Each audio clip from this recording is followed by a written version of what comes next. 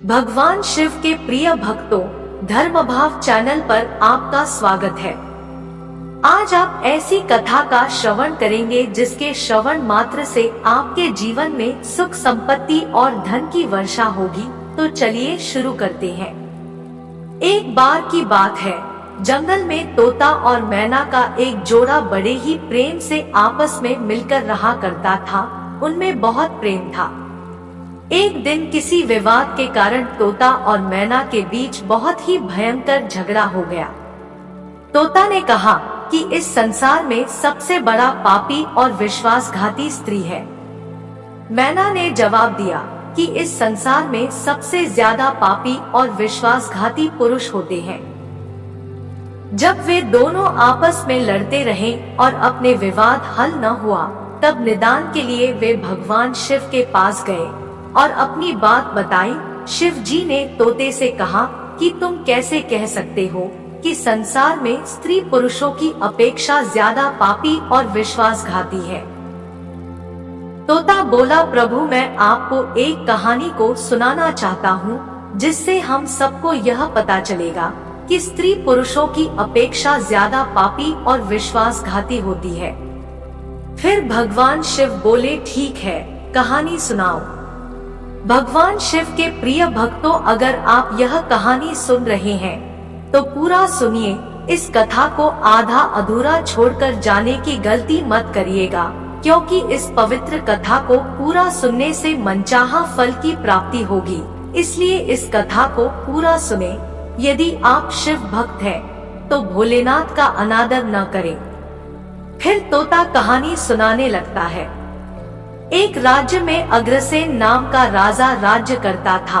उसके पास 4 बेटे थे जो सभी बहुत ही बहादुर और प्रतापी थे। लेकिन सबसे बड़ा बेटा, जिसका नाम चंद्रसेन था, वह न केवल प्रतापी बल्कि बहुत ही सुंदर भी था। उसकी पत्नी चंद्रप्रभा भी बहुत ही सुंदर और रूपवान थी। वह अपने आगे किसी दूसरी स्त्री को सुंदर नहीं मानती थी। एक दिन राजा अग्रसेन ने अपने बेटे चंद्रसेन को उसकी किसी बात पर नाराज होकर राज्य से निकाल देने का आदेश दिया। राजा का यह आदेश सुनकर के सभी इस बात से चिंतित हो गए। फिर चंद्रसेन अपने महल में गया और उदास हो गया। उधर चंद्रसेन को उदास देखकर उसकी पत्नी ने पूछा, प्राणनाथ, आप उदास क्यों हैं? आप इतना मुरझाए हुए क्यों हैं? राजकुमार होकर भी आप इस तरह चिंतित क्यों हैं? तब चंद्रसेन सोचने लगा कि मैंने बहुत बुरा किया है और अपनी सारी बात अपनी पत्नी को बता दी। उसी समय उसकी पत्नी मूर्छित हो जाती है। फिर दासियों ने चंद्रप्रभा पर गुलाब का पानी का छिड़काव किया। कुछ देर में वह होश में आई।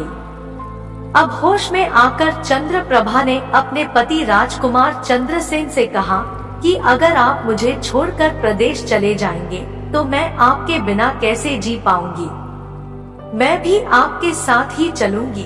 तब राजकुमार चंद्रसेन कहता है, तुम मेरे साथ कैसे चल सकती हो, क्योंकि दूसरे राज्य में अनेक प्रकार के संकट होते हैं और तुम नर्म नाजुक महलों में रहने वाली, महलों के बिना यह कष्ट कैसे बर्दाश्त कर पाओगी। फिर राजकुमार चंद्रसेन की बात को सुनकर रानी चंद्रप्रभा कहती है, स्वामी, जितने भी दुख दूसरे राज्य में आएंगे वो सब हमारे साथ होते हुए सुख से भी अधिक सुखी लगेंगे और महल के सुख बिना आपके जंगल के दुखों से भी अधिक डरावने लगेंगे। इसलिए मैं भी आपके साथ चलूंगी। अब तोता कहता है, प्रभु, रानी चंद्रप्रभा की आंखों में आंसू देखकर चंद्रसेन ने मन में सोचा कि वह मेरे बिना नहीं रह सकती, इसलिए मुझे इसको तड़पते हुए छोड़ने के बजाय लेकर चलना सही नहीं होगा। इन सभी बातों को सोचते हुए राजकुमार चंद्रसेन अपनी पत्नी चंद्रप्रभा से कहते हैं, तुम उदास नहीं होना, हम तुम्हें साथ लेकर जाएंगे।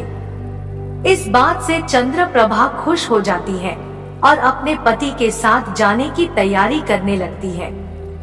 अगली सुबह वे राज्य से बाहर निकलकर एक जंगल में पहुंचते हैं। चलते चलते थक जाते हैं। और फिर उन्होंने एक बरगद के वृक्ष के नीचे विश्राम करने का निर्णय लेते हैं। वे बहुत थके हुए थे। ठंडी हवा के झोंकों में उन्हें नींद तुरंत आ गई, परंतु कुछ देर बाद वहीं पर एक सांप ने रानी को काट लिया। फिर तोता कहता है, हे प्रभु, आगे से सांप के डसने से रानी तड़पने लगी और चंद्रसेन की आंख खुल गई। तो रानी को तड़पता हुआ देखकर और सांप को जाता हुआ देखकर चंद्रसेन बेचैन हो गया और कुछ देर बाद रानी की मृत्यु हो गई। इस प्रकार मृतक रानी को देखकर चंद्रसेन जोर जोर से विलाप करने लगा। फिर चंद्रसेन ने मन में सोचा कि अब जीवन संगिनी ही मर गई है, तो मैं अब जीकर क्या करूँगा और इसी जंगल में अपने प्राण त्याग दूंगा। ऐसा मन में सोचते हुए फिर वो रानी की लाश के पास से उठ जाता है और जंगल से लकड़ियां इकट्ठी करने लगता है और रोकर कहता है कि मैं भी रानी की चिता में जलकर मर जाऊंगा। उसी समय स्वर्ग से एक देवदूत आता है और उसे रोते हुए देखकर उसके मन में दया आती है। वह राजकुमार चंद्रसेन के पास जाता है और पूछता है कि तुम क्यों रो रहे हो, आखिरकार तुम्हारा दुख क्या है। तब राजकुमार चंद्रसेन ने देवदूत से कहा कि मेरे पास अपना दुख सहने की शक्ति नहीं है, मुझे चाहिए कि यह धरती फट जाए और मैं इसमें समा जाऊं। फिर देवदूत ने कहा, तुम मुझे अपना हाल बताओ, शायद मैं तुम्हारी मदद कर सकूं। फिर चंद्रसेन ने कहा, महाराज, मैं एक राजकुमार हूँ और राजा अग्रसेन का बेटा हूँ। मेरे पिता ने मुझे राज्य छोड़ने के लिए कहा था, इसलिए मेरी पत्नी और मैं इस जंगल में चलते चलते यहाँ आ गए। यहाँ आकर मेरी पत्नी को सर्प ने काट लिया है और उसकी मृत्यु हो गई और मैं लकड़ियाँ इकट्ठा कर रहा हूँ ताकि मैं अपनी पत्नी के साथ ही जलकर अपने आप को भी अग्नि के हवाले कर सकूं। आगे तोता कहता है, हे प्रभु, आगे सुने। चंद्रसेन की बातों को सुनकर देवदूत कहते हैं, राजकुमार, तू बड़ा मूर्ख है। यह संसार है, यहाँ इंसानों का आना जाना लगा रहता है। इस शरीर को एक दिन सबको त्यागना पड़ेगा। क्या तू नहीं जानता, इस संसार में कोई भी किसी के साथ नहीं आता और ना ही किसी के साथ जाता, फिर भी तुम मूर्खों की तरह यह बात कर रहे हो। अगर तुम जीवित रहोगे तो बहुत सारी रानियां तुम्हें मिल जाएंगी, इसलिए मेरे कहने पर ऐसा करने का विचार छोड़ दो। इस मानव शरीर को प्राप्त करने के लिए देवता भी बेहद इच्छुक होते हैं, तो फिर इस शरीर को क्यों नष्ट करना चाहता है।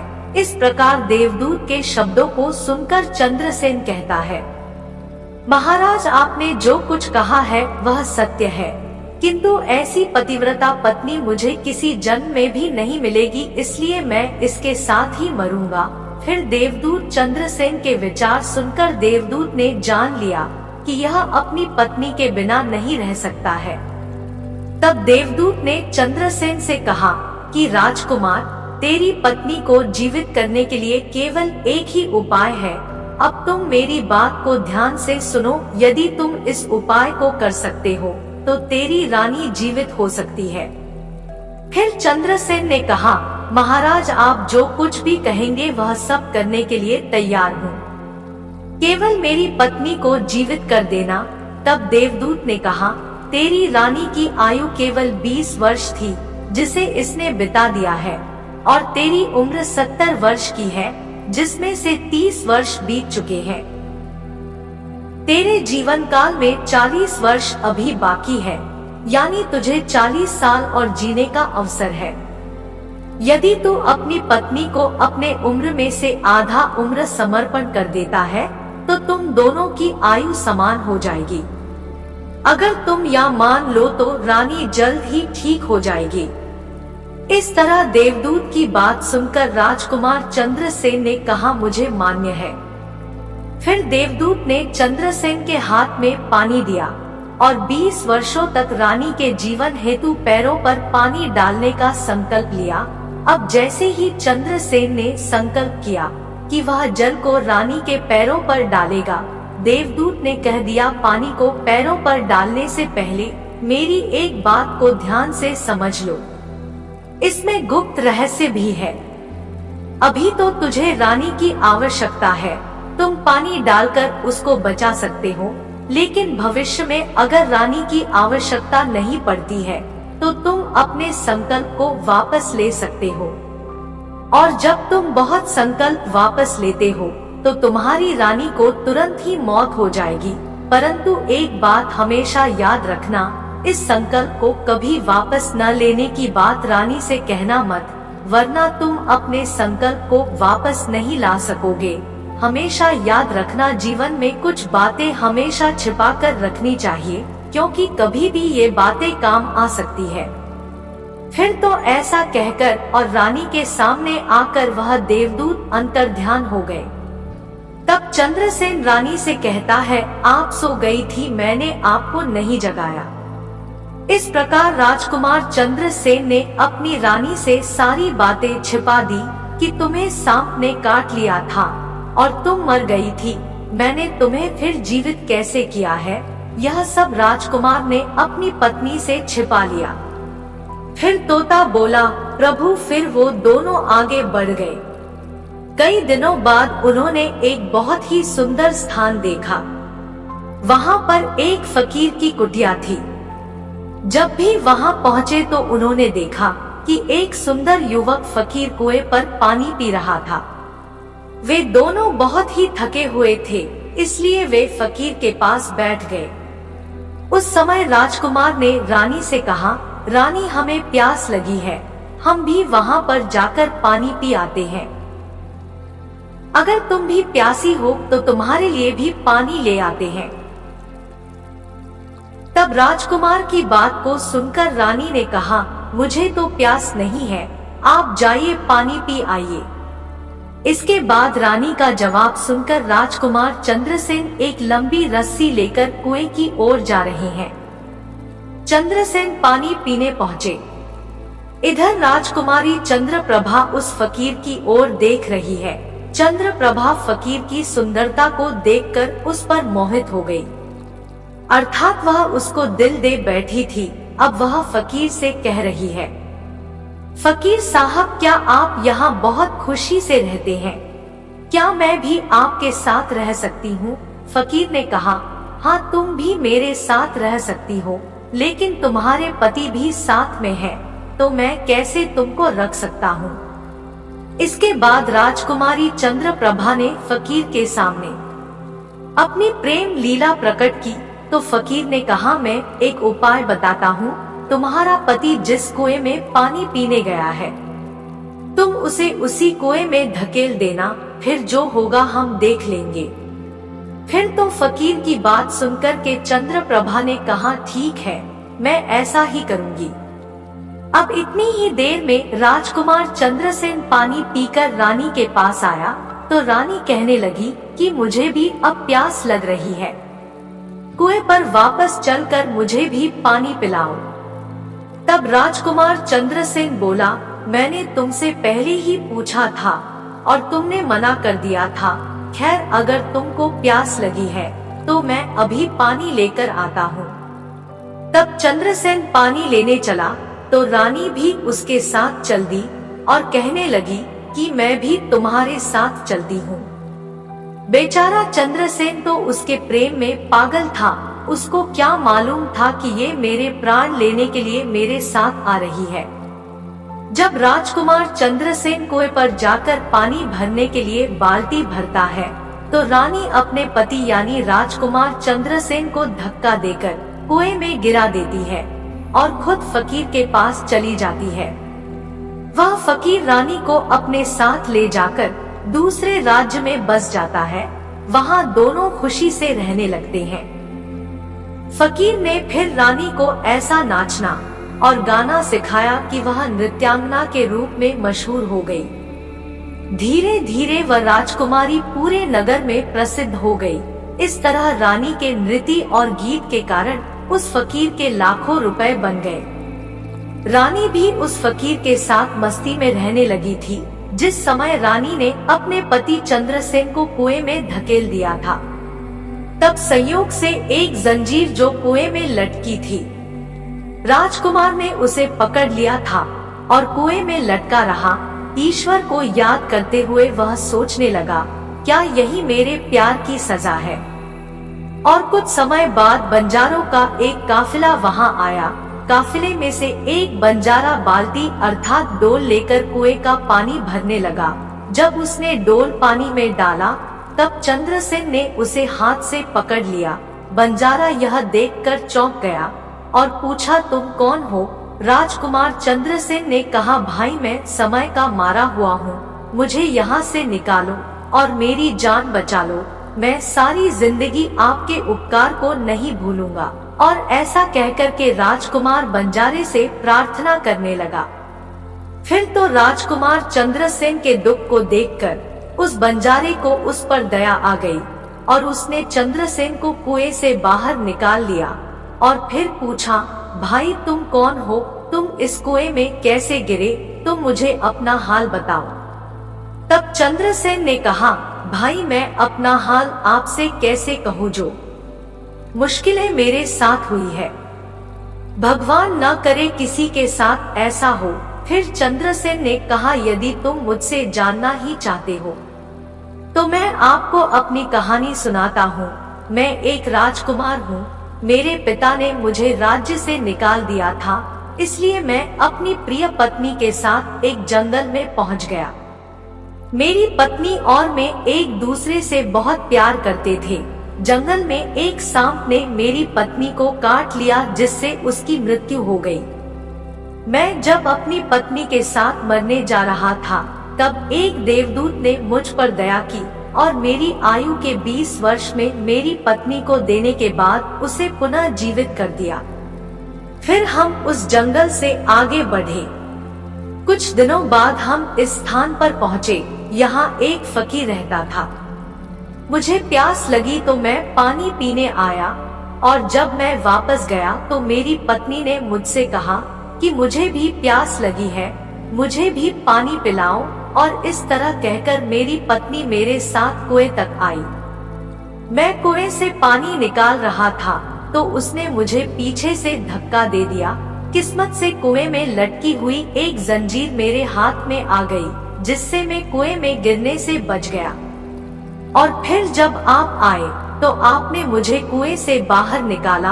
आगे तोता कहता है कि प्रभु इस प्रकार राजकुमार चंद्रसेन ने दुखी मन से सारा हाल उस बंजारे से कह दिया और फिर अपनी व्यथा सुनाकर चंद्रसेन चुप हो गया।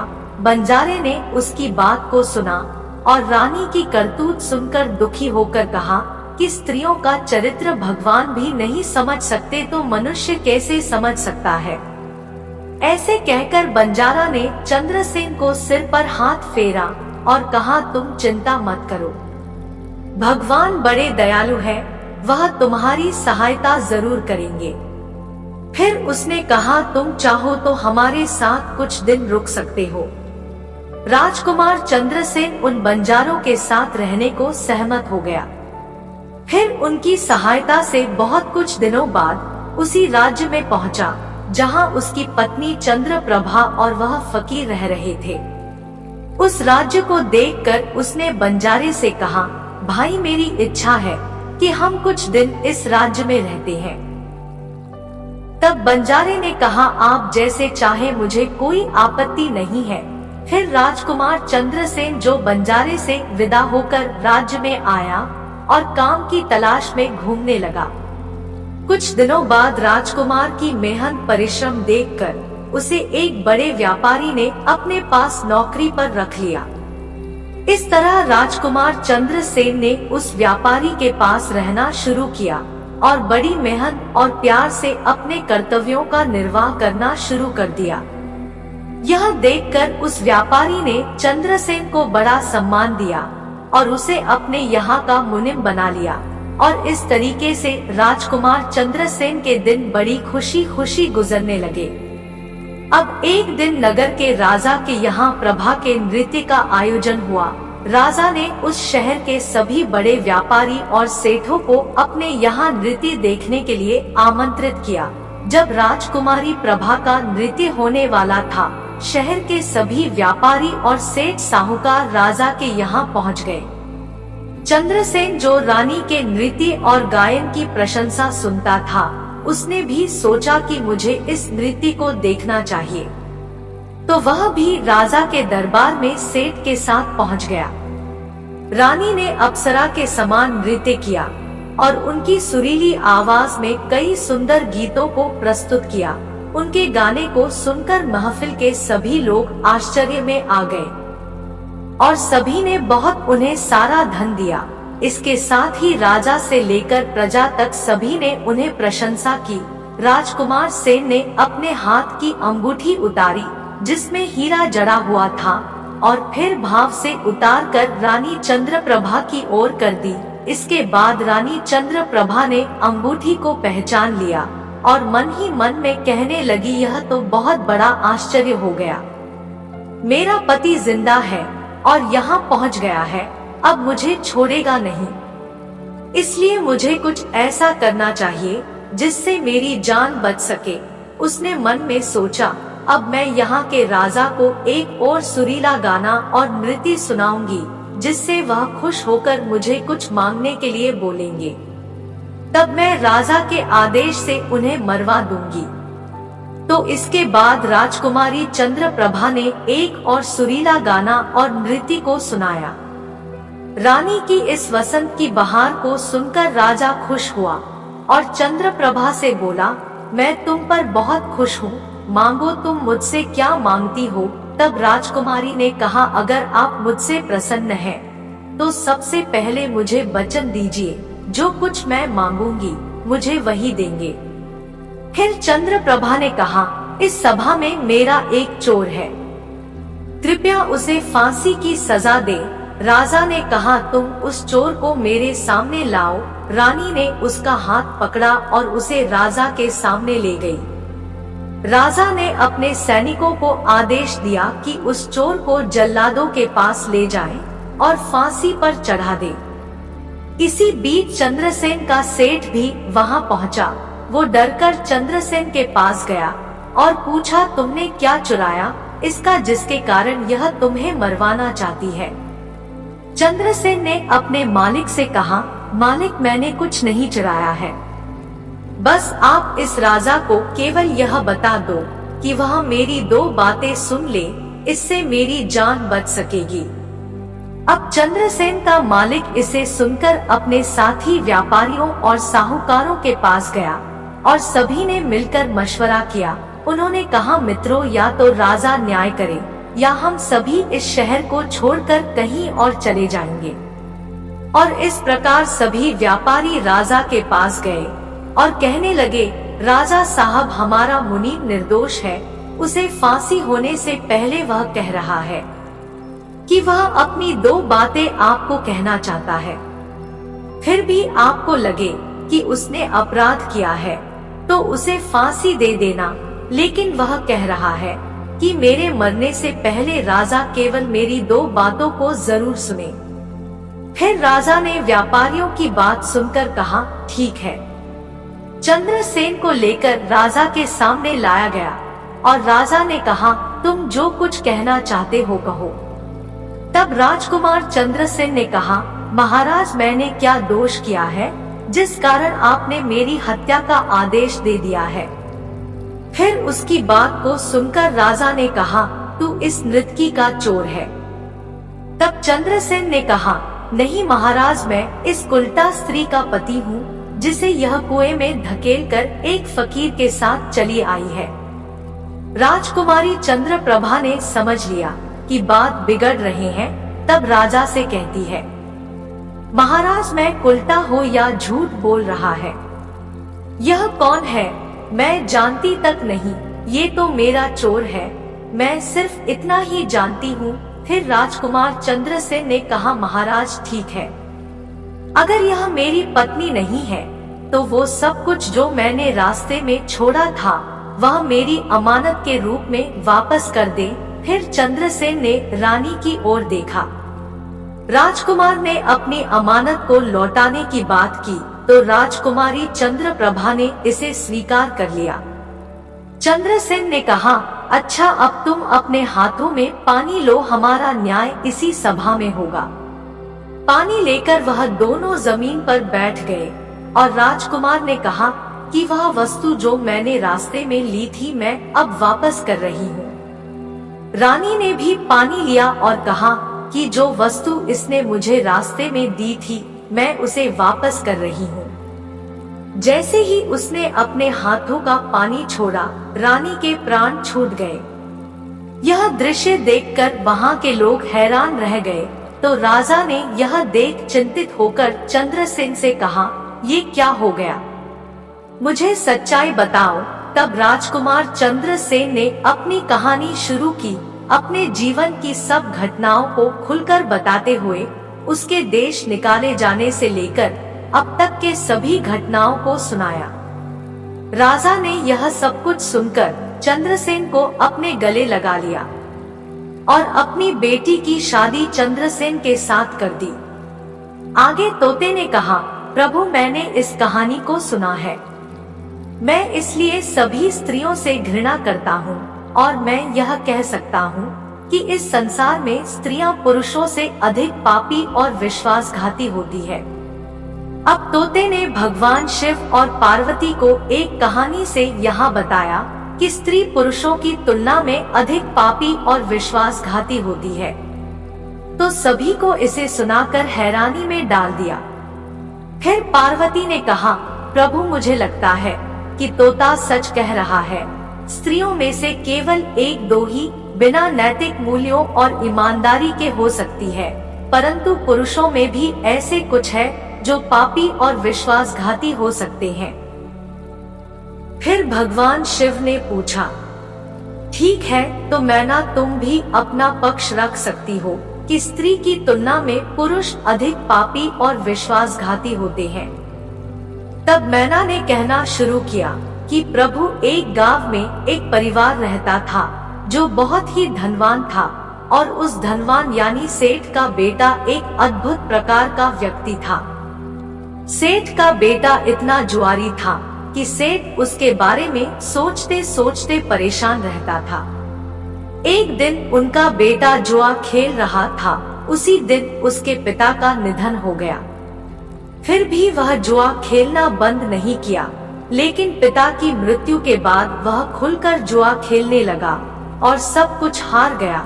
फिर वह अपने गांव से दूर चला गया और एक सेठ के घर पहुंचा और सेठ से बोला, मुझे बहुत तेज प्यास लगी है, क्या मुझे एक गिलास पानी मिलेगा? तो सेठ ने उस युवा से पूछा कि तुम कौन हो, क्या करते हो और कहां से आए हो? जिसके उत्तर में उस युवा ने कहा, मैं एक व्यापारी हूँ और यहाँ से जा रहा था तो सोचा कि पानी पीकर चला जाऊं। तब सेठ ने पूछा कि तुम कौन व्यापार करते हैं? तब युवा कहता है, व्यापार करते समय मेरा सामान समुद्र में गिर गया, इसलिए यदि आप मेरी कुछ मदद करते हैं तो बड़ा अच्छा होगा। फिर सेठ ने लड़के की बात सुनी और फिर उसकी बातों के जाल में फंस गया और कहने लगा कि बेटा तुम तो ठीक हो और कुछ कमा भी लेते हो, तो क्या तुम मेरी बेटी से शादी करोगे? अब तो यह बात सुनकर युवा खुश हो जाता है और शादी के लिए हाँ कह देता है, जिसके बाद दोनों का विवाह हो जाता है। प्रभु इस प्रकार से अपनी बेटी को धन के साथ विदा कर देते हैं। उधर युवा लड़के को तो बस केवल धन के लिए विवाह करना था, तो उसने वो भी कर लिया। अब विवाह के बाद जब युवा सेठ की लड़की को साथ लेकर जा रहा था तो एक जंगल आ गया। वहाँ पर युवा लड़का अपनी पत्नी से बोला, देखो हम अभी जंगल में हैं, यहाँ कोई चोर हमारे गहनों को चुरा सकता है, इसलिए आप अपने सभी गहनों मुझे दे दे ताकि हम सुरक्षित रह सके। युवा की पत्नी ने अपने पति पर भरोसा किया और अपने सभी गहनों को उन्हें सौंप दिया, और क्यों न करे क्योंकि वह उनके पति थे। उसके बाद युवा ने अपनी पत्नी के गहनों को एक पारदर्शी बंधन में बांध लिया और फिर वे जंगल में आराम से चलने लगे। इस दौरान युवा के मन में लालच उत्पन्न हुआ और उनकी पत्नी के साथ जाने वाली एक दासी भी थी जिसे सेठ ने अपनी लड़की के साथ भेजा था। युवा ने उस दासी को मार डाला। फिर उसने अपनी पत्नी को एक कुएं में गिरा दिया और मन में यह विचार किया कि मैंने तो इसके साथ में सिर्फ पैसों के लिए शादी की थी, मुझे पैसे मिल गए, और उसने सोचा कि वह पानी में डूबकर मर जाएगी। इस तरह सोचकर वह युवा वहां से चला गया, लेकिन उसकी पत्नी नहीं मरी और वह कुएं से बाहर निकलने के लिए आवाज देती रही। कुएं के पास से एक आदमी गुजर रहा था और जब उसने किसी महिला की आवाज सुनी तो उसने महिला को कुएं से बाहर निकाल लिया।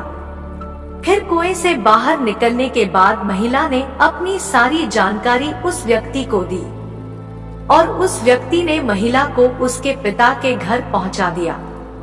अब जब महिला पिता के घर पहुंची तो उसके पिता ने पूछा, तुम्हारे साथ क्या हुआ? महिला ने कहा, पिताजी, जंगल में कुछ चोरों ने हम पर हमला किया था और दासी को मार दिया, मुझे कुएं में धकेल दिया और पति के बारे में कुछ पता नहीं है। बेटी की बातें सुनकर सेठ जी ने कहा, कोई बात नहीं, भगवान सब ठीक करेंगे। अब मैना यह कहती है कि प्रभु, इस दुनिया में स्त्री और पुरुष दोनों ही विश्वासघाती और पापी हो सकते हैं। अब आपके हाथ में न्याय का फैसला है। मैंने भी आपको एक कहानी सुनाई है और तोते ने भी एक कहानी सुनाई है।